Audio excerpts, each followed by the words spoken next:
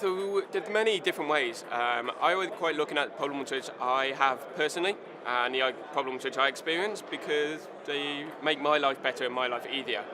The alternative is look at just generally in real life. Just study what people are doing, study behaviours, look what people are performing, their actions, and then see if you can make their lives easier. People are very vocal about problems in their lives and problems which they have, so you just have to be aware, watch, listen, learn, and you'll soon find them. People stealing ideas is an interesting one.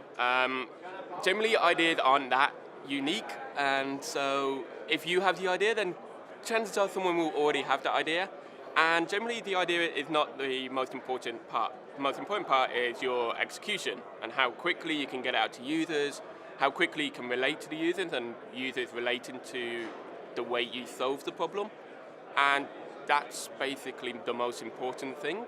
The idea itself, like, you want to talk about it, you want people to know about it, you want people to hear about it. You don't want to develop in isolation and in kind of stealth mode, because then how can you talk to people?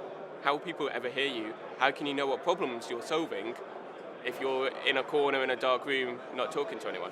So landing pages are important so you can start that conversation, be visible, be open, and then let everyone know about it. Losing the initial customers is a concern, and you definitely don't want to offend people or kind of cause bad blood or kind of bad feelings against your product. But if your initial customers are going to be your only customers for the entire life of the product, then you've potentially got an issue in terms of scaling and in terms of growing.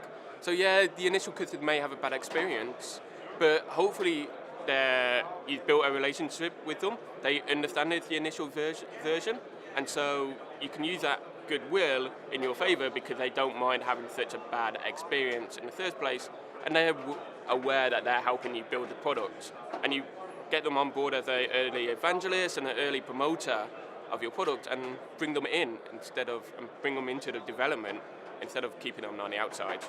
If they're part of it, they feel part of it, they're more likely to give you better responses, and so that will help you build a better product in the long run anyway.